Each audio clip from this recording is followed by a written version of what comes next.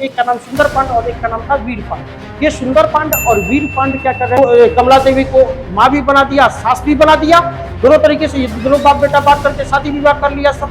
सर्वप्रथम कोहिनूर हीरा देखेंगे किसी तेलंगाना के गोलकुंडा फ्रांसिस की कि मैं नहीं जानता हूं कि शरीयत में क्या लिखा हुआ है, मैं यह भी नहीं जानता हूं कि अंतिम वक्त में खुदा मेरे साथ किस प्रकार का न्याय करे, दिल्ली सल्तनत की गद्दी पर कौन बैठेगा कौन नहीं बैठेगा और कौन कब तक बैठेगा। उस तोते का नाम था हीरा। यह बोलने वाला तोता था और काफी अधिक बोलता था। अभी दक्षिण भारत तक दिल्ली सल्तनत की साम्राज्य की सीमाएं नहीं गई हुई थी। ये मलिक सद्दू जो थे ये बलबन के भतीजा थे, उनके द्वारा विद्रोह के। अलाउद्दीन खिलजी तो खलीफा को मानता ही नहीं है और ये खुद कह रहा है कि मैं ही खलीफा हूँ।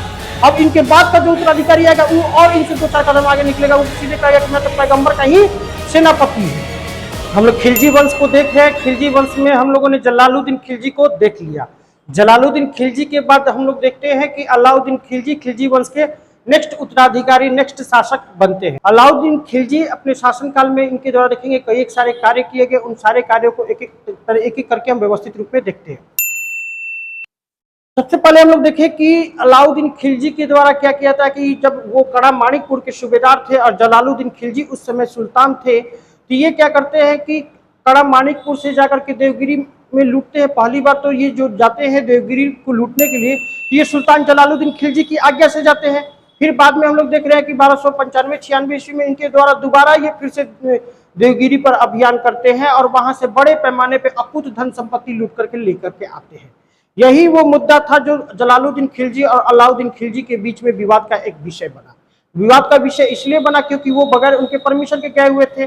और बट होता क्या है कि उसी समय अलाउद्दीन खिलजी के विरुद्ध में जो जलालुद्दीन खिलजी के आसपास तुर्की सरदार थे वो क्या करते हैं कि उन्हें भड़काना शुरुआत कर देते हैं कि आपकी आज्ञा के बगैर अलाउद्दीन खिलजी ने ये किया है। उसी समय अलाउद्दीन खिलजी क्या करते हैं कि जलालुद्दीन खिलजी के नाम एक भावनात्मक संदेश लिखवाते हैं। संदेश लिख करके उन्हें भेजते हैं और उस संदेश में वो लिखते हैं कि चाचा जी आप हमें माफ कर दीजिए और देवगिरी में हमने जो भी संपत्ति लूटी हुई है उस संपत्ति का को मैं आपको सुपुर्द करना चाहता हूं और मैं आपसे माफी मांगना चाहता हूं। इसके लिए आप कृपया करके हमसे कड़ा माणिकपुर में आकर के मिले। हालांकि देखेंगे कि जो तुर्की सरदार वर्ग थे, जलालुद्दीन खिलजी के आसपास जो अन्य उनके करीबी लोग थे, वो उन्हें मना भी करते हैं कि आप मत जाइए, हो सकता है अलाउद्दीन खिलजी आपके साथ साजिश कर दे, आपके विरुद्ध में षड्यंत्र कर दे। परंतु इन सब चीजों को दरकिनार करते हुए जलालुद्दीन खिलजी के द्वारा देखेंगे कि कड़ा माणिकपुर वो पहुंचते हैं और जैसे ही वो कड़ा माणिकपुर पहुंचते हैं तो वहीं पर देखेंगे कि अलाउद्दीन खिलजी के इशारा पर इख्तियारुद्दीन नाम का एक व्यक्ति होता है जो क्या करता है, जलालुद्दीन खिलजी की हत्या कर देता है। अब इसी के साथ जलालुद्दीन खिलजी की हत्या हो जाती है। जलालुद्दीन खिलजी की हत्या के बाद देखेंगे कि अलाउद्दीन खिलजी ये खुद को अब दिल्ली सल्तनत का सुल्तान घोषित कर देते हैं। इन्होंने जो सुल्तान पद को प्राप्त किया था, इस सुल्तान पद को प्राप्त करने के में जाहिर सी बात है कि अपने चाचा की हत्या करके आए थे।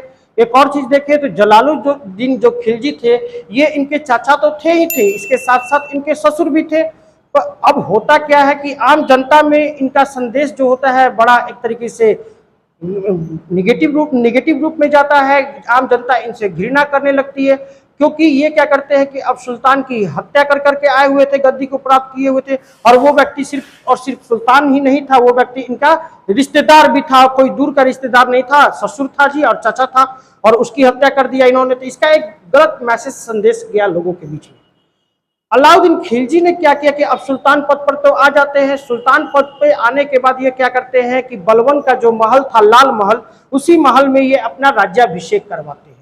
अब इस दरमियान ये जनता के बीच में अपने आप को एक स्वच्छ रूप में और जनता का सपोर्ट प्राप्त करने के लिए यहाँ पर अलाउद्दीन खिलजी क्या करते हैं कि इनके द्वारा दो नीतियों का प्रयोग किया जाता है। पहले नीति के तहत वो क्या करते हैं कि देवगिरी से जो भी धन संपत्ति ये लूट कर करके लेकर के आए हुए थे, उन संपत्तियों का ये वितरण आम जनता में करना शुरुआत कर देते हैं। आम जनता को वहां का धन जो लूट करके लाए हुए थे बांटना शुरुआत कर देते हैं। इससे क्या होता है कि आम जनता इनके प्रति एक तरीके से सम्मोहित हो जाती है, दयालु प्रवृत्ति की हो जाती है। आम जनता को लगता है कि अब तो सब कुछ मिल ही रहा है, चलो कोई बात नहीं, सुल्तान गया तो गया, नया सुल्तान आया है वो एटलीस्ट हमें दे तो रहा है। इस चीज को लेकर के दूसरी उन्होंने नीति यह अपनाई कि जो लोग धन लेने के बावजूद भी सुल्तान के विरुद्ध में षड्यंत्र कर रहे थे या साजिश कर रहे थे, उन लोगों को इन्होंने क्या किया, हत्या करवा दिया। अब इसके साथ देखेंगे कि अलाउद्दीन खिलजी अपनी शासन व्यवस्था के चीजों को वो प्रारंभ करना शुरुआत कर देते हैं, और इनके द्वारा जो बेसिक बेसिक चीजें इनके बारे में देखें तो इनका पूरा नाम था अलाउद्दीन खिलजी। इनका जन्म जो हुआ था 1266, कहीं कहीं आपको 1267 ईस्वी भी मिलता है। खैर आपको इस ईयर में नहीं जाना है, आपसे ईयर से रिलेटेड कहीं भी प्रश्न नहीं पूछे जाएंगे। क्लियर यहाँ तक। फिर इनका मृत्यु स्थान, मृत्यु इनकी दिल्ली में ही हुई थी। इनकी पत्नी का नाम देखें तो इनकी कई सारी पत्नियां थी, जिन पत्नियों में देखें तो मलिका ए जहां, महरू, कमला देवी, जत्यपाली, ये जो थी इनकी पत्नियां थी। ठीक है, और इनका शासनकाल जो रहा है 1296 से लेकर के 1326 ईस्वी के बीच जो इनका शासनकाल रहा है।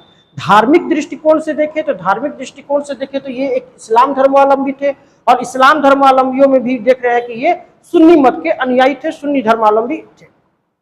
इन्होंने अपनी जो सल्तनत थी उस सल्तनत की राजधानी दिल्ली को ही बनाए रखा। दिल्ली हालांकि हम लोग देख रहे हैं कि इल्तुतमिश के समय से ही दिल्ली सल्तनत की राजधानी दिल्ली स्थापित हो जाती है, तो ये अपना राजधानी दिल्ली को ही बनाए रखते हैं। ठीक है, इनके पूर्वाधिकारी देख रहे हैं जलालुद्दीन खिलजी थे। जलालुद्दीन खिलजी को ही अपदस्थ कर करके ये सत्ता व्यवस्था में आए हुए थे, और इनके उत्तराधिकारी जो देखेंगे शिहाबुद्दीन उमर खिलजी जो होते हैं, ये इनके उत्तराधिकारी होते हैं। ठीक है, अब इनसे संबंधित जो लेख है, बहुत सारे ऐसे लेख हैं जिन लेखों के माध्यम से हमें इनके बारे में जानकारी प्राप्त होती है, जिसमें रानी पद्मिनी है। रानी पद्मिनी की फिर से पद्मावती जो अब मलिक मोहम्मद जैसी की जो रचना है, मलिक मोहम्मद जैसी के द्वारा ये जो रचना है ये शेर शाह सूरी के शासनकाल में लिखी गई थी।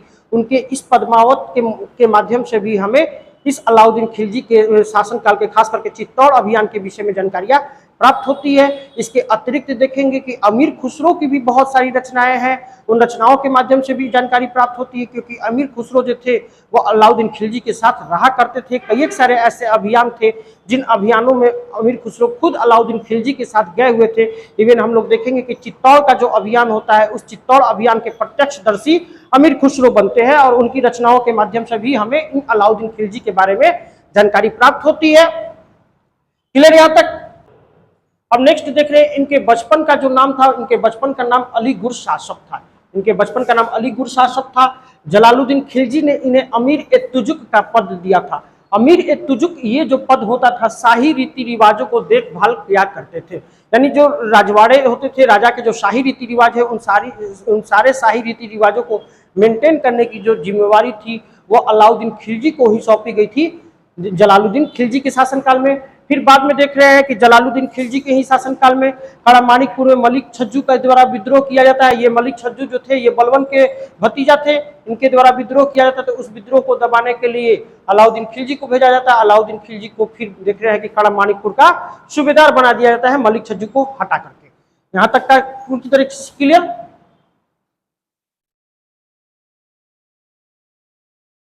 अब कहते हैं कि अलाउद्दीन खिलजी के द्वारा क्या किया जाता है कि जलालुद्दीन खिलजी की हत्या कर दी जाती है।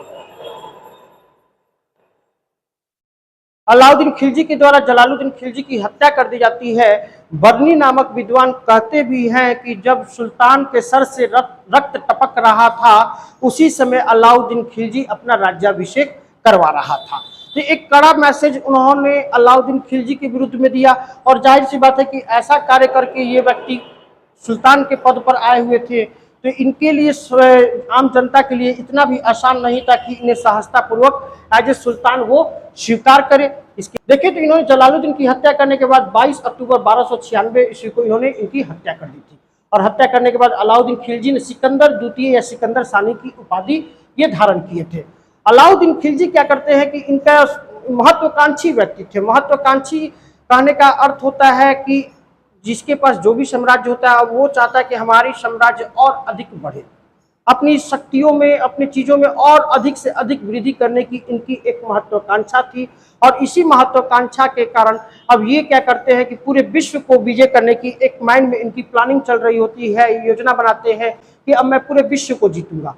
तो पूरे विश्व को जीतूंगा, तो अभी तक के पूरे इतिहास में देखा जाए तो पूरे विश्व को जीतने वाला एक ही व्यक्ति सिकंदर को माना जाता है कि उन्होंने पूरे विश्व को जीता। तो उसी के समान इनके भी माइंड में थॉट्स दौड़ रहे थे। सिकंदर ने हालांकि उन चीजों को मूर्त रूप दिया था, परंतु इनका जो प्लानिंग था अभी माइंड में ही चल रहा था। तो उसी के अकॉर्डिंग देखेंगे कि इनके द्वारा सिकंदर सानी या द्वितीय सिकंदर की भी उपाधि धारण की जाती है। क्लियर। फिर दूसरी तरफ देख रहे हैं कि इनके द्वारा नवीन धर्म नवीन धर्म भी चलाने की योजना बनाई गई। सोचे कि अब एक हम नया धर्म लेकर के आएंगे और नए धर्म के माध्यम से लोगों को अब अपने अनुसार इन्हें मोटिवेट करते हुए आगे बढ़ने की कोशिश करेंगे। उसी समय देखेंगे एक दिल्ली के कोतवाल थे जिनका नाम था अला उल मुल्क। अला उल मुल्क जो देख रहे हैं ये अलाउद्दीन खिलजी के मित्र थे। ये उन्हें समझाते हैं कि इन सब चक्कर में मत पड़ो, पूरा विश्व विजय करने के लिए अगर निकलोगे तो हो सकता है कि तुम्हारे सामने कई एक प्रकार की चुनौतियां आ जाए। नवीन धर्म को अगर आप प्रारंभ करोगे तो हो सकता है कि आपके धर्म को लोग स्वीकार करें या नहीं करें। बहुत प्रकार की ऐसी समस्याएं हैं, अड़चने हैं जो आगे चल करके आपके मार्ग में आ सकती है। इन सब चीजों से बेहतर होगा कि आपके पास जो दिल्ली सल्तनत की जो साम्राज्य है इसी साम्राज्य को आप विस्तृत कीजिए और इसी को एक मजबूत आधार प्रदान करने की कोशिश कीजिए।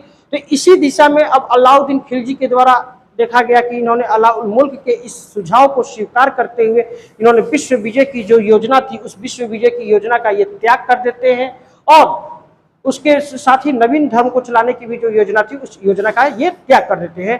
अब इनके द्वारा कंप्लीट रूप से अपना जो फोकस होता है भारत के परिदृश्य में ही केंद्रित कर दिया जाता है कि अब हम अपना जो साम्राज्य होगा इसी के संदर्भ में आगे बढ़ाते हुए हम आगे बढ़ेंगे।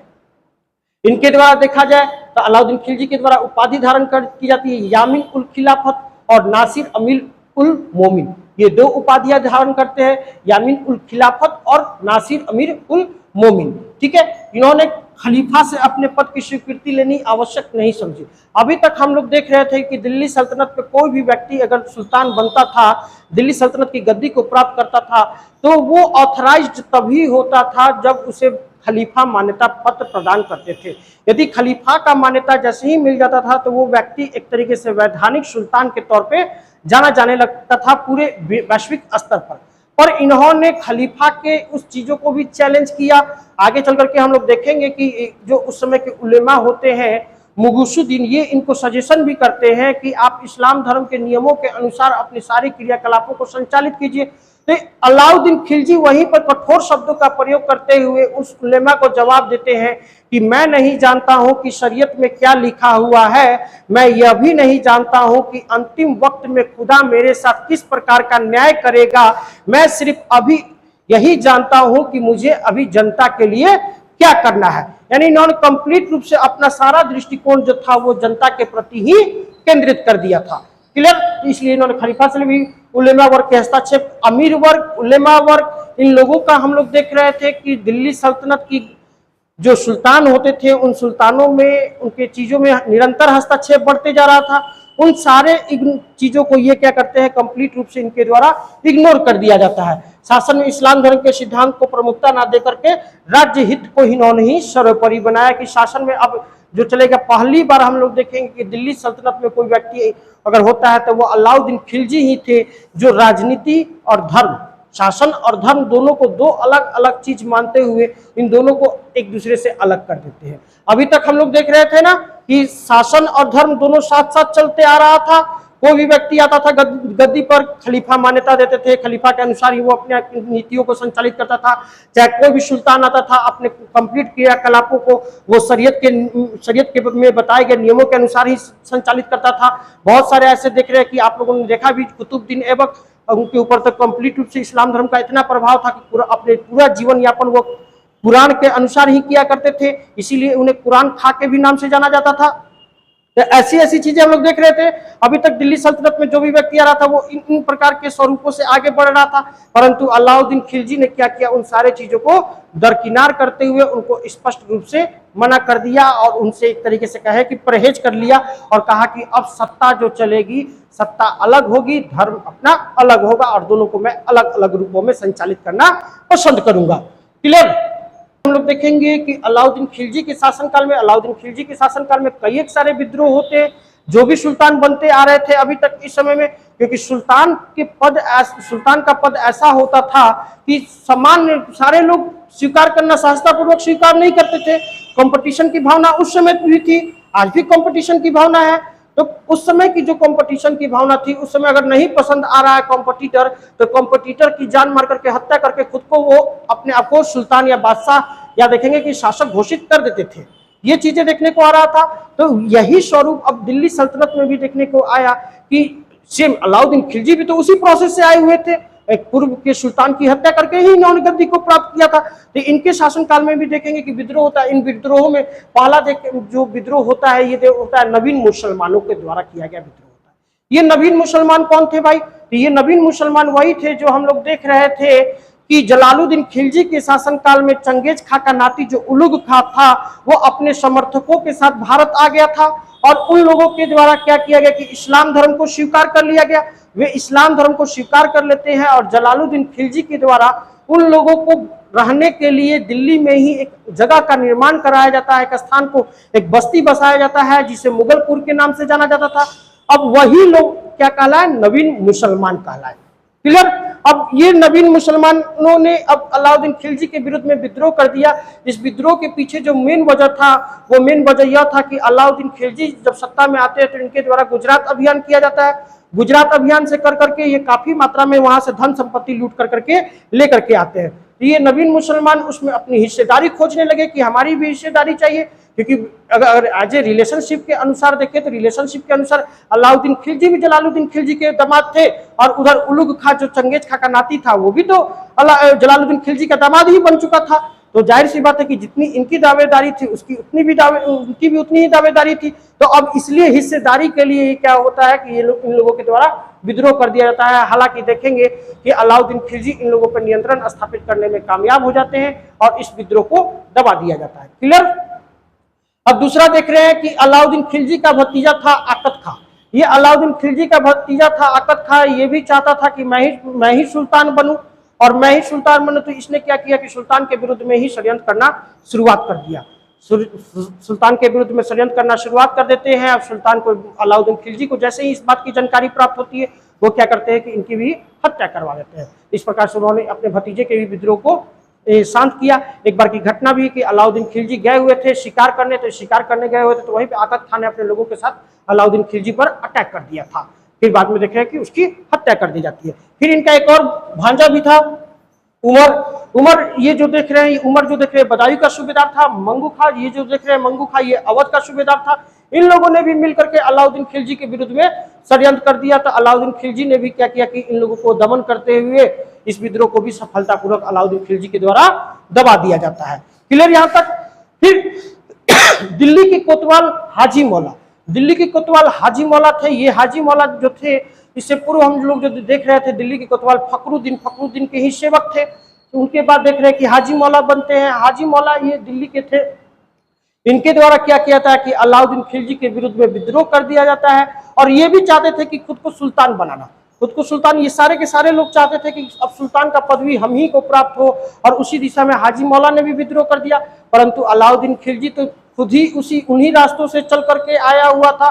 तो उन रास्ते में कौन कौन से ठोकरें आ सकती है, इन सारे चीजों से वो बखूबी तरीके से परिचित था। इसलिए क्या करता है कि वो हाजी मौला की भी हत्या करवा देते हैं। और इसी के साथ क्या होता है कि अलाउद्दीन खिलजी अपने विरुद्ध में हुए तमाम विद्रोहों को वो आसानी एक तरीके से दबाने में वो सफलता को प्राप्त कर लेते हैं। क्लियर? अब नेक्स्ट आगे बढ़े तो अलाउद्दीन खिलजी जब सत्ता में आते हैं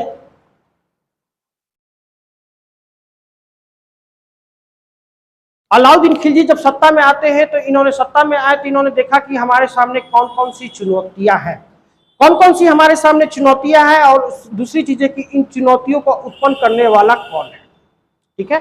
अलाउद्दीन खिलजी ने इन चीजों को जब देखा तो देखा कि इन चुनौतियों का सबसे मेन वजह जो है वह है तुर्की अमीर वर्ग, सरदार वर्ग। क्योंकि अभी तक हम लोग देखते चले आ रहे हैं कि दिल्ली सल्तनत की गद्दी पर कौन बैठेगा, कौन नहीं बैठेगा और कौन कब तक बैठेगा, ये काफी हद तक इसका निर्धारण दिल्ली के तुर्की अमीर वर्गों के द्वारा ही किया जा रहा था, तुर्की सरदार वर्गों के द्वारा ही किया जा रहा था। तो इन्होंने देखा कि तुर्की सरदार वर्ग काफी अधिक प्रभुत्व था। हम लोगों ने तो देखा भी जी कि इल्तुतमिश की मृत्यु के पश्चात रजिया सुल्तान से लेकर के हम फिर देख रहे हैं बलवंत तक, कंप्लीट से बलवंत के उत्तराधिकारियों तक वो व्यक्ति तभी तक अपने पद पर बना रह पा रहा है जब तक कि उसे अमीर वर्गों का उसके साथ विश्वास हो। जैसे ही अमीर वर्ग अपना विश्वास खींच लेता है या तो वो व्यक्ति मारा जाता है या तो वो व्यक्ति उसको पद से हटा दिया जाता है। कमोबेश लगभग स्थितियां यही आई और अधिकाधिक यही देखने को मिली कि अधिकाधिक शासक मारे गए। इन्होंने भी देखा कि अमीर वर्ग का प्रभुत्व काफी अधिक है इन्होंने सोचा कि सबसे पहले अमीर वर्ग के ताकत को हमें कमजोर करना होगा, और इस संदर्भ में अपनी सत्ता व्यवस्था को संचालित करने के लिए इनके द्वारा 4 अध्यादेश जारी किए गए थे। ये अध्यादेश जो थे अमीर वर्गों की शक्तियों को कमजोर करने से भी संबंधित थे, जासूस को रखने से भी संबंधित थे, अपने राज्य में देख रहे हैं कि शराब, भांग, इन सब पे रोक लगाने से भी संबंधित थे, और अमीर वर्गों के आपसी वैवाहिक संबंध पर प्रतिबंध लगाने से संबंधित थे। पहला चीज इन्होंने देखा कि अमीर वर्ग आखिर इतना अधिक से क्यों अपने आप को हायर रूप में शो कर रहा है। तो इन्होंने देखा कि अमीर वर्गों के पास अकूत धन संपत्ति है, बड़े पैमाने पे ये धन संपत्ति है। तो इन्होंने क्या किया कि अमीर वर्गों को जितनी भी दान में, उपहार में, जागीर के तौर पर जितनी भी भूमियां मिली हुई थी, भूमि मिला हुआ था, उन सारे भूमियों को ये क्या करते हैं कि खालसा भूमि यानी राजकीय भूमि में तब्दील कर देते हैं, पहला चीज। दूसरी चीज है कि उस भूमियों को जब्त करके अब उनके ऊपर अत्यधिक टैक्स लगा देते हैं। अत्यधिक कर की अदायगी के कारण अब क्या होता है कि अमीर वर्ग धीरे धीरे आर्थिक रूप से वो कमजोर होने लगते हैं, और जब जैसे ही कोई व्यक्ति, कोई संगठन, कोई संस्था यदि आर्थिक रूप से कमजोर हो जाता है तो उसकी और भी कई सारी और भी उससे रिलेटेड जो कमजोरियां होती है वो निकल करके सामने आने लगती है। तो वही सेम कंडीशन इन्होंने किया अमीर वर्गों के साथ। दूसरा चीज इन्होंने देखा कि हमारे विरुद्ध में अमीर वर्ग, चाहे हमारे अपने हो, चाहे पराये हो, चाहे अन्य कोई भी वर्ग हो, हमारे विषय में क्या सोचता है, हमारे विषय में क्या जानता है, हमारे विषय में कैसी बातें करता है, इसकी पर्याप्त जानकारी एटलीस्ट हमें तो होनी चाहिए। इन चीजों को ध्यान में रखते हुए इनके द्वारा देखेंगे कि गुप्तचरी व्यवस्था को मजबूत किया जाता है, और इस गुप्तचरी व्यवस्था के तहत इनके द्वारा मुनहिस, और देखेंगे कि मुनहिस और बरीद नामक जो होते हैं इन गुप्तचर अधिकारियों की नियुक्ति कर दी जाती है, और इनके माध्यम से अब अलाउद्दीन खिलजी को पर्याप्त इंफॉर्मेशन इन लोगों के बारे में कलेक्ट करना शुरुआत कर देते हैं। फिर इन्होंने देखा कि हमारे साम्राज्य में जो होता है मद निषेध यानी कि शराबबंदी को ये पूरी तरीके से लागू कर देते हैं कि अब हमारे राज्य में कोई किसी प्रकार से शराब का सेवन नहीं करेगा। फिर से भांग खाने पे भी रोक लगा देते हैं। इवन उस समय भांग की खेती बड़े पैमाने पर होती थी। ये सारे के सारे जो भी भांग की खेती होती थी उन खेतों में घोड़ा दौड़ा दिए, उनको भांग के खेतों को ये कंप्लीट रूप से नष्ट करवा देते हैं, और ये जुआ खेलने पर भी पूर्णतः प्रतिबंध लगा देते थे। जुआ खेलने पे पूरी तरीके से प्रतिबंध लगा देते हैं, क्योंकि अलाउद्दीन खिलजी अच्छे तरीके से जानते थे कि शराब पिएगा, भांग खाएगा और फिर बैठ करके समूह में जुआ खेलेगा, तो जाहिर सी बात है कि इन सब खेलते हम ही को दांव पे लगा देगा सब। इन सब चीजों को अलाउद्दीन खिलजी अच्छे तरीके से जानते थे, इसलिए कहे कि अब हमारे राज्य में ये सब किसी प्रकार की एक्टिविटियां नहीं होगी। फिर एक और चीज ये क्या करते हैं, अमीरों के आपसी मेल जोल पर पूर्णतः प्रतिबंध लगा देते हैं, और इनके द्वारा कहा जाता है कि अब कोई भी अमीर वर्ग होगा ये आपस में शादी विवाह वगैरह नहीं करेंगे, क्योंकि उस समय के मान लीजिए कि एक अमीर वर्ग है, दूसरे अमीर वर्ग के साथ शादी विवाह कर लिया तो एक तरीके से उसकी शक्तियों में भी तो वृद्धि हुई, शक्ति में वृद्धि हुई। तो अब शक्ति में वृद्धि हुई तो कहीं ऐसा तो नहीं कि सुल्तान के विरुद्ध ही, सुल्तान से अधिक ताकतवर बनने के लिए साजिश रचना शुरुआत करते। तो इन सारी चीजों को अच्छे तरीके से अलाउद्दीन खिलजी समझते थे, और इसीलिए देखेंगे कि उनके द्वारा ये 4 अध्यादेश जारी किए जाते हैं। ये चारों के चारों अध्यादेश देखेंगे कि अलाउद्दीन खिलजी की कंप्लीट रूप से सफल रहते हैं, और उन्हें सफलता प्राप्त होती है, और काफी हद तक देखेंगे कि वो इन सब पे नियंत्रण स्थापित करने में कामयाब हो जाते हैं। क्लियर यहां तक? अब देख रहे हैं कि अलाउद्दीन खिलजी जो थे एक साम्राज्यवादी प्रवृत्ति के शासक थे। साम्राज्यवादी प्रवृत्ति के शासक थे। शुरुआती समय में तो हम लोगों ने देखा ही जी, इनकी तो योजना थी कि पूरे विश्व को जीतने की योजना थी। तो सोचिए कि इनकी जो साम्राज्यवादी की जो नीति थी वो काफी विश्व विजेता बनने तक थी, परंतु इनके मित्र अला उल मुल्क इन्हें समझाते हैं कि नहीं ऐसा नहीं करना है, आपको सिर्फ और सिर्फ अपने आप को भारत तक ही सिमट करके रखना है। तो अब इसी परिदृश्य में हम देखेंगे कि अलाउद्दीन खिलजी के द्वारा जो दिल्ली सल्तनत की साम्राज्य की सीमा इनके समय के पूर्व तक थी, वो सिर्फ और सिर्फ हम लोग देख रहे हैं कि उत्तर भारत तक ही सीमित था।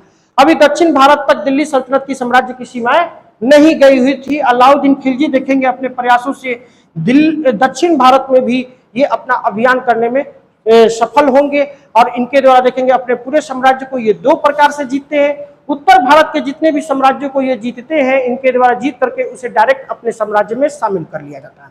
बट दक्षिण भारत के जो क्षेत्रों को इनके द्वारा जीता जाता है वो एक सांकेतिक जीत था, सांकेतिक विजय था। सांकेतिक विजय ये था कि ये क्या करते हैं कि वहां के लोगों से, वहां के राजाओं से अपनी अधीनता स्वीकार करवाते हैं, और बदले में उनसे वार्षिक टैक्स लेने का वादा लेकर के वो वहां से निकल जाते हैं और राजाओं को एक वार्षिक कर जो टैक्स इनके द्वारा फिक्स किया गया था उन टैक्स की अदायगी करनी होती थी।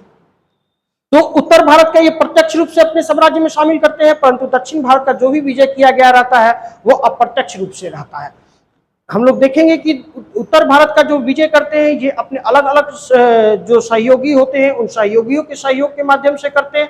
दक्षिण भारत का जो भी इनके द्वारा विजय किया जाता है वो विजय इनके जो प्रमुख सेना नायक थे उनके द्वारा देखेंगे कि जिसे हम लोग मलिक काफूर के नाम से जानते हैं, मलिक काफूर के द्वारा वो कंप्लीट रूप से दक्षिण भारत का विजय किया जाएगा। अब इनके एक एक अभियानों को, विजय को हम देखते हैं। इनके द्वारा देखें तो अलाउद्दीन खिलजी के द्वारा देख रहे हैं कि जो विजय किया जाता है पहला ये गुजरात के ऊपर अभियान किया जाता है 1298 ईस्वी में। गुजरात के ऊपर 1298 ईस्वी में किया जाता है। यहाँ पर देख रहे हैं बाघेल वंश का शासन था और यहाँ के जो राजा थे राजा कर्ण यहाँ के शासक थे। अलाउद्दीन खिलजी यहाँ पर अभियान करते हैं। राजा कर्ण क्या करते हैं कि ये वहां से देखेंगे कि ये गुजरात के नीचे आप देख रहे हैं ये आप देवगिरी ये क्या करते हैं कि गुजरात से अपनी पुत्री देवल देवी के साथ भाग करके ये देवगिरी में आ जाते हैं, वहीं पर शरण लेते हैं। रायकर्ण की एक पत्नी थी जिनका नाम था कमला देवी। अलाउद्दीन खिलजी के सैनिक जो होते हैं वो कमला देवी को पकड़ करके अलाउद्दीन खिलजी को सौंप देते हैं और अलाउद्दीन खिलजी क्या करते हैं कि वो कमला देवी से विवाह कर लेते हैं। बाद में हम लोग देखेंगे कि इसी अलाउद्दीन खिलजी के पुत्र होते हैं खिज्र खां, जो ये कमला देवी की पुत्री देवल देवी थी जो भाग करके चली गई थी देवगिरी। बाद में खिज्र खां क्या करते हैं कि वो उनसे शादी विवाह कर लेते, देवल देवी के साथ विवाह कर लेते हैं। अब देख रहे हैं अलाउद्दीन खिलजी ने अब देवल देवी को, कमला देवी को माँ भी बना दिया, सास भी बना दिया, दोनों तरीके से ये दोनों बाप बेटा बात करके शादी विवाह कर लिया सब। तो एक तरीके से अब इसी संदर्भ में क्या होता है कि ये जो इनके द्वारा गुजरात अभियान किया गया था, ये गुजरात अभियान उलुग खां और नुसरत खां ये दो इनके सेनापति थे, इन्हीं दोनों सेनापतियों के नेतृत्व में किया गया था। इसी गुजरात अभियान के दरमियान में देखेंगे नुसरत खां उलुग खां के द्वारा क्या किया जाता है कि वहां से मलिक काफूर को ये खरीद करके लेके आते हैं। मलिक काफूर एक हिंदू हिजड़ा था जिसे वहां के बाजार से खरीद करके लेकर के लाया जाता है और लाते हैं और वो देखेंगे कि अलाउद्दीन खिलजी को सौंप देते हैं। यही मलिक काफूर को 1000 में खरीदा गया था, इसीलिए इसे 1000 दिनारी के भी नाम से जाना जाता है। और यही मलिक काफूर होगा जिसकी सहायता के बदौलत देखेंगे कि अलाउद्दीन खिलजी सिर्फ उत्तर भारत ही नहीं दक्षिण भारत के भी तमाम क्षेत्रों को जीतने में वो सफलता को प्राप्त करेंगे। क्लियर इनका गुजरात अभियान। फिर अब देखेंगे इनके द्वारा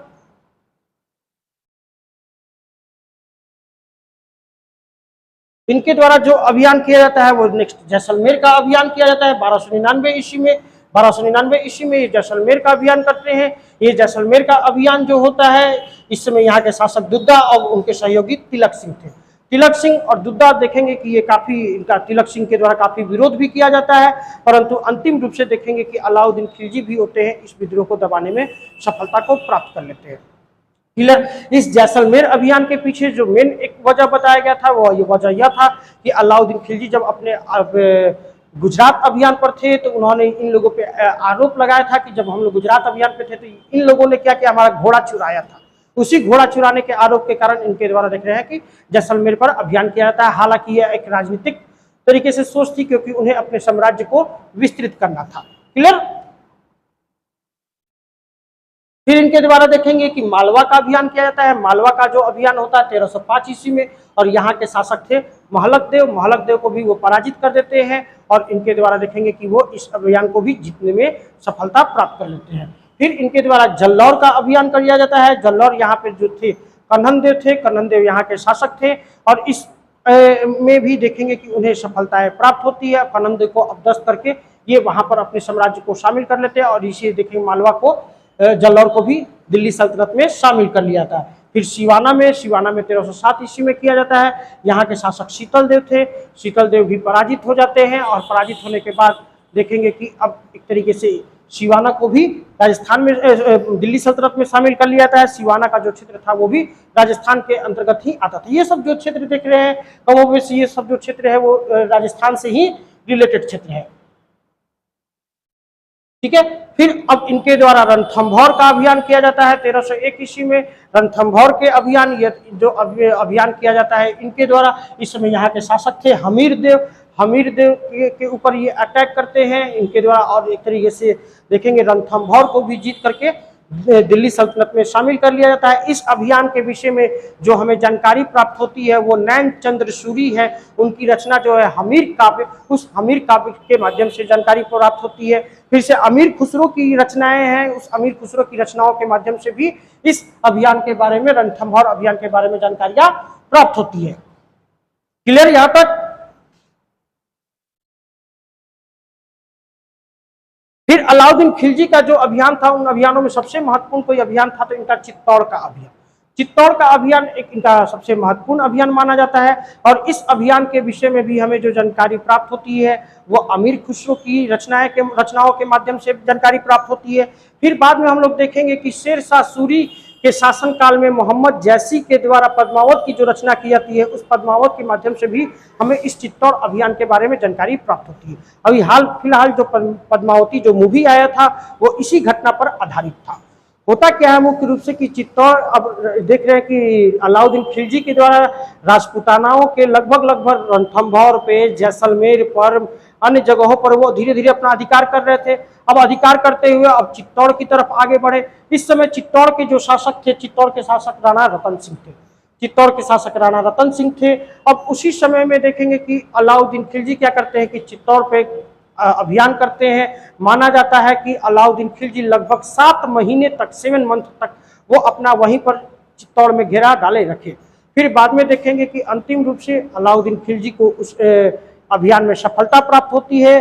राणा रतन सिंह जो थे वो वीरता पूर्वक लड़ते हुए इस युद्ध में वीर गति को प्राप्त हो जाते हैं। और उसी समय देखेंगे कि रानी पद्मिनी जो होती है वो अपने आबरू की रक्षा के लिए क्या करती हैं कि वो स्वयं को देखेंगे कि जौहर कर लेती हैं। क्योंकि उस समय क्या होता था, जब भी मुस्लिम आक्रांताओं के द्वारा आक्रमण किया जाता था तो इधर राजपूत वर्ग की जो महिलाएं होती थी वो अपने इज्जत और आबरू की रक्षा के लिए वो आग में स्वयं को कूद जाती थी, और इस प्रथा को जौहर प्रथा के नाम से जाना जाता था। पद्मिनी को देखें तो मुख्य रूप से ये सिंघल द्वीप यानी कि श्रीलंका के रहने वाली थी। इनके साथ एक वाकया है। वाकया यह है कि पद्मिनी के पास एक तोता था, उस तोते का नाम था हीरामन।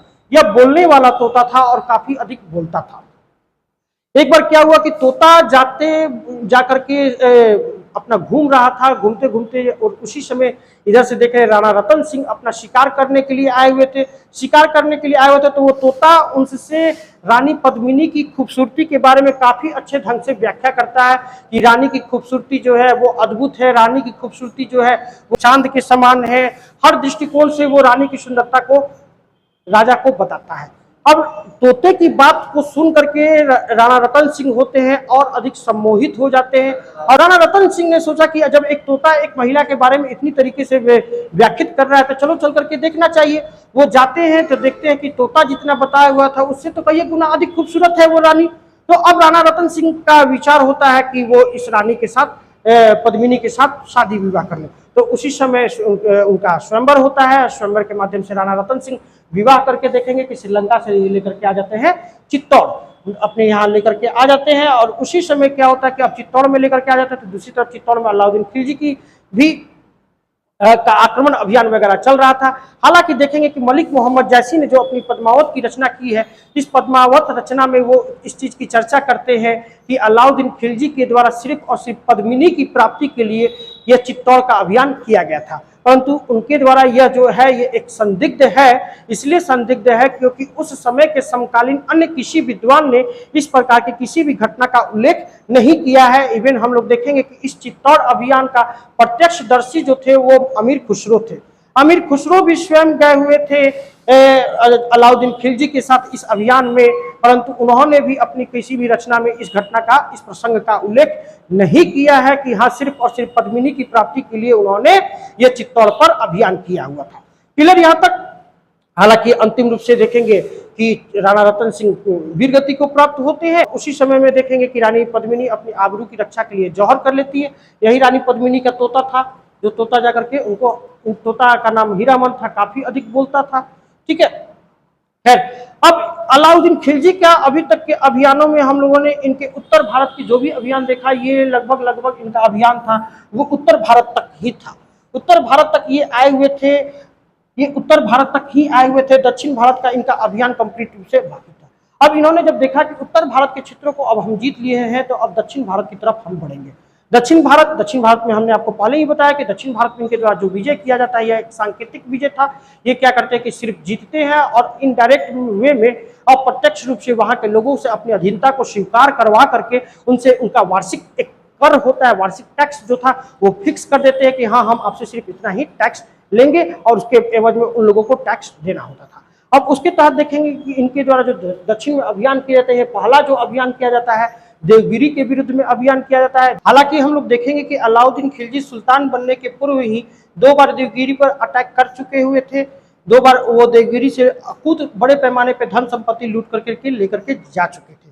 वो अच्छे तरीके से जानते थे कि दक्षिण भारत जो है अभी आर्थिक रूप से कितने बड़े पैमाने पे वो आर्थिक रूप से संपन्न है, इन चीजों को वो देख चुके थे। हालांकि माना जाता है कि ये देवगिरी अभियान करने के पीछे अलाउद्दीन खिलजी की जो एक वजह थी, वजह यह थी कि अलाउद्दीन खिलजी के द्वारा जब दूसरी बार देवगिरी पर अभियान किया गया था, तो उस समय यहाँ के शासक रामचंद्र देव ने उन्हें एक तरीके से वार्षिक टैक्स देने का आश्वासन दिया था, परंतु वो उस टैक्स को देने से बाद में पलट जाते हैं, मना कर देते हैं। तो उसी का बदला लेने के लिए अलाउद्दीन खिलजी के द्वारा अभियान किया जाता है। दूसरा कारण यह माना जाता है कि हम लोगों ने जो देखा कि जो अलाउद्दीन खिलजी के द्वारा जब गुजरात पर अभियान किया जाता है, तो उस गुजरात पे अभियान करने के दरमियान में वहां के शासक रायकर्ण और उनकी पुत्री देवल देवी वो भाग करके गुजरात से देखेंगे कि गुजरात से भाग करके वो इसी देवगिरी में आ जाते हैं। गुजरात से भाग करके हम लोग देखेंगे कि देवगिरी में आते हैं, गुजरात से भाग करके वो देवगिरी में आ जाते हैं और यहाँ के शासक रामचंद्र देव ने उन्हें संरक्षण उपलब्ध कराया था। तो इसी चीज का एक तरीके से कहे बदला लेने के उद्देश्य से, प्रतिशोध की भावना से अलाउद्दीन खिलजी के द्वारा देवगिरी पर अटैक किया जाता है। अलाउद्दीन खिलजी के इस अभियान से भयभीत होकर के रामचंद्र देव क्या करते हैं कि अलाउद्दीन के समक्ष समर्पण कर देते हैं और उन्हें आश्वासन देते हैं कि आप दक्षिण भारत के अन्य राज्यों का अगर आप जीतते हो, तेलंगाना को, पांडे को, अन्य राज्यों को जीतते हो, तो हम आपको हर संभव सहायता उपलब्ध कराएंगे, हर संभव मदद उपलब्ध कराने की कोशिश करेंगे। जिससे खुश होकर के अलाउद्दीन खिलजी के द्वारा रामचंद्र देव को रायन अर्थात राजाओं के राजा की भी उपाधि दी गई। और उसके बाद देखेंगे कि अलाउद्दीन खिलजी के द्वारा दक्षिण भारत में अन्य जो अभियान किए जाते हैं, उन अभियानों में ये रामचंद्र देव जो होते हैं हर संभव उन्हें सहायता उपलब्ध कराते भी हैं। फिर भी बाद में हम लोग देखेंगे कि अलाउद्दीन खिलजी के जब ये सेनापति मलिक काफूर वापस लौट रहे होते हैं, तो उनके द्वारा फिर से एक बार देवगिरी पर अभियान किया जाता है। क्लियर।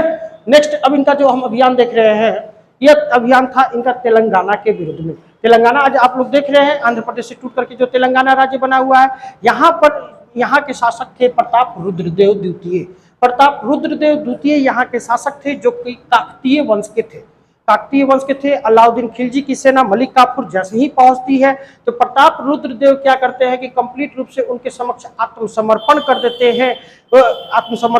हैं। और इसी के साथ प्रताप रुद्रदेव क्या करते हैं कि अपने एक सोने की मूर्ति बनवाते हैं और उस सोने की मूर्ति में एक जंजीर लगा हुआ एक आत्मसमर्पण मुद्रा में वह मूर्ति जो होता है वो अलाउद्दीन खिलजी के सेनापति मलिक काफूर के समक्ष प्रस्तुत करवाते हैं। मलिक काफूर उनके इस आत्मसमर्पण को स्वीकार कर लेते हैं और स्वीकार करने के साथ ही वो क्या करते हैं कि अब उन्हें ढेर सारा उपहार भी देते हैं। प्रताप रुद्रदेव के द्वारा मलिक काफूर को काफी सारा उपहार दिया जाता है। उन्हीं उपहारों में एक जो सबसे महत्वपूर्ण उपहार था वो कोहिनूर हीरा जो देख रहे हैं, इसी प्रताप रुद्रदेव के द्वारा मलिक काफूर को दिया जाता है। मलिक काफूर वो कोहिनूर हीरा ला करके अलाउद्दीन खिलजी को सौंप देते हैं। अलाउद्दीन खिलजी से फिर वो हीरा हम लोग देखेंगे कि ग्वालियर नरेश जो होते हैं विक्रमाजीत, उस विक्रमाजीत के पास पहुंचता है वो हीरा। फिर विक्रमाजीत से हम लोग देखेंगे कि मुगल वंश के संस्थापक बाबर के हाथों में वो हीरा आता है। बाबर से फिर वो बाबर वंश के पीढ़ी वंशजों तक ये हीरा रहता है। फिर हम लोग देखेंगे कि उसी मुगल वंश के शासक जो होते हैं शाहजहां क्या करते हैं कि उस कोहिनूर हीरा को अपने सिंहासन तख्त-ए-तौस या मयूर सिंहासन के जिसके नाम से जिसे जाना जाता था, उस मयूर सिंहासन के ऊपर में उस हीरे को लगवा देते हैं। फिर देखेंगे कि बाद में 1739 ईस्वी में जब उत्तरवर्ती मुगल बादशाह आते हैं मोहम्मद शाह रंगीला, तो मोहम्मद शाह रंगीला के शासनकाल में नादिर शाह का आक्रमण होता है। नादिर शाह क्या करते हैं कि अपने साथ वो भारत से बड़े पैमाने पर धन संपत्ति लूट करके लेकर के जाते हैं। उसी लूट में वो अपने साथ तख्त-ए-तौस या मयूर सिंहासन को भी वो लूट करके लेकर के चले जाते हैं। तो इसी के साथ कोहिनूर हीरा हम लोग देख रहे हैं कि ईरान चला जाता है। फिर उसके बाद हम लोग देखेंगे कि वो वहां से वो हीरा फिर शाह शुजा के पास आ जाता है अफगानिस्तान में। फिर बाद में हम लोग देखेंगे कि वही हीरा फिर भारत में सिख वंश के शासक जो होते हैं रंजीत सिंह के हाथों में आ जाता है। रंजीत सिंह के बाद हम जो देख रहे हैं कि उनके जो उत्तराधिकारी होते हैं दलीप सिंह के हाथों में वो हीरा आ जाता है। फिर तब तक हम देखते हैं कि भारत में ब्रिटिश कंपनी का शासन का जो प्रभुत्व है वो बढ़ चला था। उसी समय 1857 की क्रांति होती है, तो सिख साम्राज्य को भी जो होता है ब्रिटिश साम्राज्य में शामिल कर लिया जाता है। तो उसी के साथ वो हीरा जो होता है लॉर्ड डलहौजी के हाथों में आ जाता है। लॉर्ड डलहौजी क्या करते हैं कि उस हीरा को ब्रिटेन की महारानी को वो गिफ्ट में सौंप देते हैं। आज हम वो जो हीरा देख रहे हैं वो ब्रिटेन के म्यूजियम, लंदन के म्यूजियम में रखा हुआ है। आज उस हीरे पे अंतर्राष्ट्रीय न्यायालय हेग में जो होता है केस चल रहा है, जिस केस में एक तरफ इंग्लैंड, भारत और पाकिस्तान भी अपना दावा करता है कि यह हीरा जो है वो हमारा है, हमें मिलना चाहिए। खैर जो भी हो, एक तरीके से हम देख रहे हैं कि इसी तेलंगाना से उस कोहिनूर हीरा की सर्वप्रथम कोहिनूर हीरा देखेंगे इसी तेलंगाना के गोलकुंडा खान से इसकी प्राप्ति हुई थी। फिर देखेंगे कि इनके द्वारा द्वार समुद्र पर इनके द्वारा आक्रमण किया जाता है। द्वार समुद्र पे यहाँ पर शासक जो थे वीर बलाल तृतीय यहाँ के शासक थे, और अलाउद्दीन खिलजी के सेनापति मलिक काफूर इनको भी पराजित करने में सफल हो जाते हैं। और एक तरीके से फिर उसी प्रकार से इन्हें अप्रत्यक्ष रूप से टैक्स देने पर इनको विवश कर दिया जाता है। ठीक है, फिर इनके द्वारा देखेंगे दक्षिण भारत का एक और अभियान जो किया जाता है वो अभियान था पांड्य वंश के विरुद्ध। पांड्य वंश में क्या चल रहा था कि यहाँ पर पांड्य वंश में देख रहे थे कि दो भाई थे, एक का नाम सुंदर पांड और एक का नाम था वीर पांड। ये सुंदर पांड और वीर पांड क्या कर रहे थे कि आपस में ही सत्ता के उत्तराधिकारी के लिए आपस में गृह युद्ध उनके बीच में चल रहा था और संघर्ष कर रहे थे। उसी दरमियान में सुंदर पांड क्या करते हैं कि सुंदर पांड मलिक काफूर को कहते हैं कि यदि आप हमें सहायता उपलब्ध कराओगे तो हम आपको, उसी के तहत हम लोगों ने देखा कि जो वीर पांडे होता है, वीर पांडे के ऊपर मलिक काफूर के द्वारा अटैक किया जाता है। वीर पांडे क्या होते हैं, ये भाग जाते हैं। मलिक काफूर के द्वारा रामेश्वरम तक उनका पीछा भी किया जाता है, परंतु अंतिम रूप से वो उनके हाथ नहीं आते हैं। इस प्रकार हम लोगों ने देखा कि दक्षिण भारत के इस पांड्य वंश में भी अंतिम रूप से अपना आधिपत्य स्थापित करने में मलिक काफूर को सफलता प्राप्त होती है। अब दूसरा देख रहे हैं कि अलाउद्दीन खिलजी के शासनकाल में मंगोल आक्रमण। हम लोगों ने देखा था कि इल्तुतमिश के शासनकाल से ही चंगेज खां का आक्रमण एक प्रारंभ होने जा रहा था, परंतु इल्तुतमिश ने अपनी दूरदर्शिता का प्रयोग करते हुए, दूरदर्शिता का परिचय देते हुए वो क्या करते हैं कि वो उस मंगोल आक्रमण को वो टालने में कामयाब हो जाते हैं।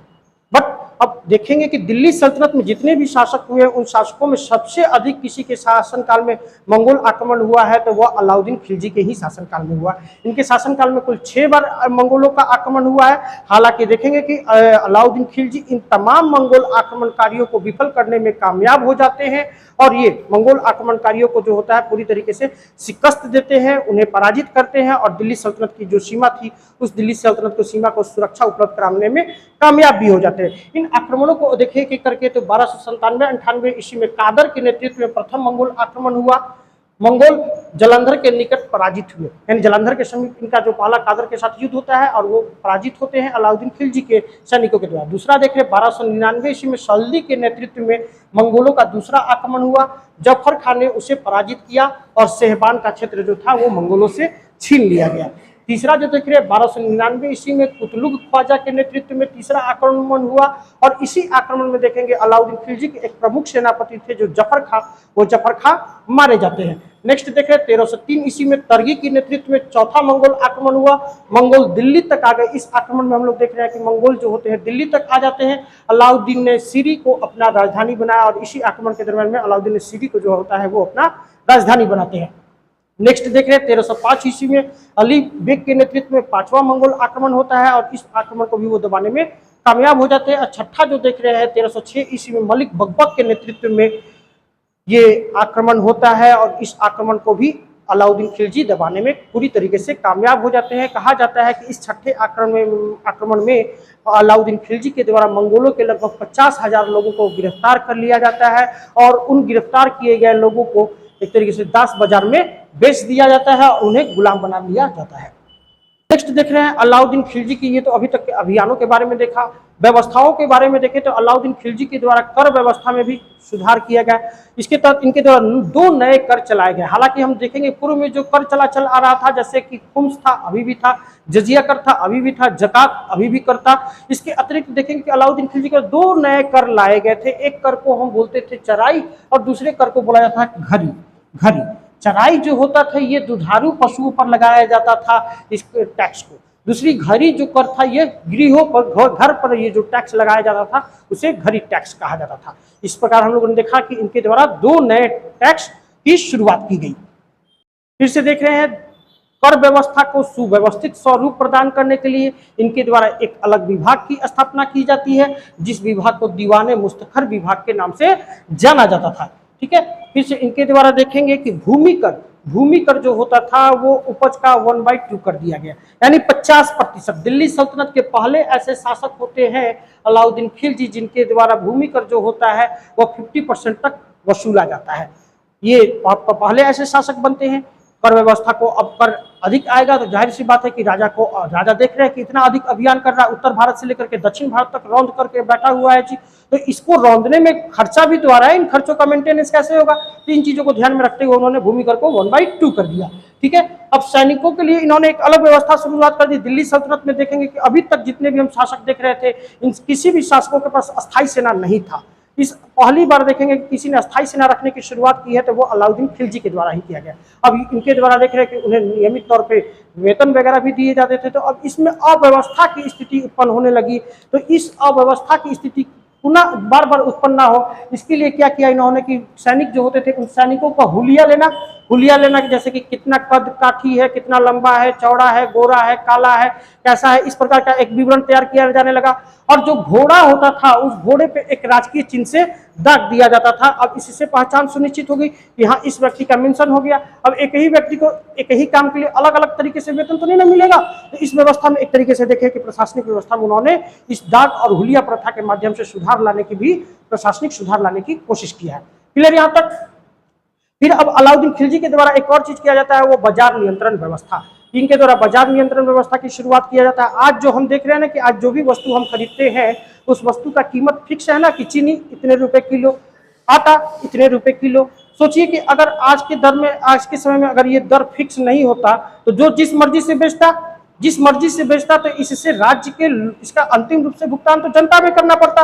जनता के लिए काफी चुनौती हो जाती, त्राहिमाम की स्थिति हो जाती। तो पहली बार देख रहे हैं दिल्ली सल्तनत में अलाउद्दीन खिलजी ही होते हैं, वो बाजार नियंत्रण व्यवस्था को लागू करते हैं और कीमतों का दाम फिक्स कर देते हैं। हालांकि इस पे अलग अलग विद्वानों का अपना अलग अलग तर्क है कि अलाउद्दीन खिलजी ने यह बाजारवाद व्यवस्था क्यों लाए। कुछ विद्वान कहते हैं कि इनके पीछे कि अलाउद्दीन खिलजी को इतनी बड़ी सेना रख रखे थे, तो इस सेना का वेतन चुकाने के लिए उनके पास पर्याप्त संसाधन उपलब्ध नहीं थे, तो वो सेना को वेतन समुचित रूप में उपलब्ध कराते रहे, इसीलिए उनके द्वारा बाजार नियंत्रण व्यवस्था को चालू किया गया था, बाजार नियंत्रण व्यवस्था को प्रारंभ किया गया था। परंतु इसी के साथ हम लोगों ने देखा कि बाजार नियंत्रण व्यवस्था से कहीं ना कहीं आम जनता को भी इसका एक बेनिफिट मिला, क्योंकि आम जनता को हर चीज जो होता था एक निर्धारित राशि पर उन्हें प्राप्त होने लगा। क्लियर। फिर अलाउद्दीन खिलजी के कुछ कोटेशन है। कोटेशन ना मुझे कुछ ज्ञान है और ना मैंने कोई पुस्तक पढ़ी है, तब भी मैं मुसलमान पैदा हुआ हूं और मेरे पूर्व पीढ़ियों से मुसलमान रहे हैं। ये अलाउद्दीन कोटेशन है। उन विद्रोहियों को रोकने के लिए जिनमें हजारों जीवन नष्ट हो जाते हैं, मैं अपनी प्रजा को ऐसे आदेश देता हूं कि जिन्हें राज्य के लाभदायक और परिस्थितियों के अनुकूल समझता है। ये अलाउद्दीन खिलजी की कोटेशन है। फिर नेक्स्ट कोटेशन है, मैं नहीं जानता हूं कि शरीयत उनकी आज्ञा प्रदान करता है अथवा नहीं, मैं नहीं जानता हूं कि अंतिम निर्णय के दिन खुदा मेरे साथ क्या व्यवहार करेगा। ठीक है, इस प्रकार की ये तीनों के कोटेशन जो देख रहे हैं वो अलाउद्दीन खिलजी के कोटेशन है। कभी कभी डायरेक्ट कोटेशन दे देता है, पूछता है कि यह वक्तव्य निम्न किस सुल्तान के द्वारा, किस बादशाह के द्वारा या किस राजा के शासक के द्वारा दिया गया, आप इसे चूज कीजिए। वहां पे भी आपको इस प्रकार की चीजें मिल जाएंगी। क्लियर। अब अलाउद्दीन खिलजी की मृत्यु हो चुकी थी, तो अलाउद्दीन खिलजी के बाद देख रहे हैं कि नेक्स्ट शासक जो बनते हैं वो शिहाबुद्दीन उमर खिलजी बनते हैं। शिहाबुद्दीन उमर जो थे एक तरीके से भोग विलासी प्रवृत्ति के व्यक्ति थे, आराम पसंद व्यक्ति थे। इन्होंने अपनी सत्ता व्यवस्था को देखेंगे कि कोई खास उस तरीके से संचालित नहीं कर पाते हैं। तो फिर बाद में देखते हैं कि उनके बाद जो आते हैं कुतुबुद्दीन मुबारक खिलजी, ये शासक बनते हैं। एक तरीके से खिलजी वंश का अंतिम कोई महान शासक माना जाता है तो इसी मुबारक खिलजी को कहा जाता है। हालांकि देखेंगे तो ये एक तरीके से ये भी पागल शासक में ही गिनती होता है। पागल शासक इसलिए गिनती होता है कि ये क्या करेंगे कि स्वयं को खलीफा ही घोषित कर देंगे। अलाउद्दीन खिलजी तो खलीफा को मानता ही नहीं है और ये खुद कह रहा है कि मैं ही खलीफा हूँ। अब इनके बाद का जो उत्तराधिकारी आएगा वो और इनसे 2-4 कदम आगे निकलेगा, वो सीधे कहेगा कि मैं तो पैगंबर का ही सेनापति हूँ। तो अब अपने को इस होड़ में ये व्यवस्थित कर देते हैं और इसी के तहत घोषित करते हैं कि मैं ही खलीफा हूं। इनके द्वारा उपाधि धारण की जाती है अल इमाम, उल इमाम, खिलाफत उल्लाह, जैसी ये उपाधियां धारण करके ये खुद को ही खलीफा घोषित कर देते हैं। पूछा हुआ है बीपीएससी में कि कौन से शासक ने खुद को खलीफा घोषित किया, ये मुबारक खिलजी थे। फिर इनके बाद हम लोग देखेंगे कि नासिरुद्दीन खुसरो शाह इस वंश के अंतिम शासक होते हैं, जो स्वयं को पैगंबर का सेनापति ही घोषित कर देते हैं। कहते हैं कि मैं जो हूँ मोहम्मद साहब का ही सेनापति हूँ, उन्होंने ही मुझे भेजा है। यानी अब आप लोग जो उन्हें सम्मान देते होगे वो सारे सम्मान हमें भी उपलब्ध कराओ। यानी एक तरीके से समझने की कोशिश करें तो ये जो दैवीय सिद्धांत चल रहा था, उसी दैवीय सिद्धांत के अनुसार इन लोगों ने अपने आप को स्थापित करने की कोशिश किया। परंतु कहते हैं ना कि सत्ता तभी तक आपके पास टिक पाएगी जब तक कि आपके पास योग्यता होगी। इन सारे लोगों को जो ये साम्राज्य मिला हुआ था वो एक वंश के आधार पर मिला हुआ साम्राज्य था, एक तरीके से क्या उपहार के स्वरूप पर उनके पीढ़ियों के द्वारा दिया गया ये साम्राज्य था। परंतु योग्यता के अभाव के कारण ये लोग क्या करते हैं कि उस साम्राज्य को संयोजित रख नहीं पाते हैं।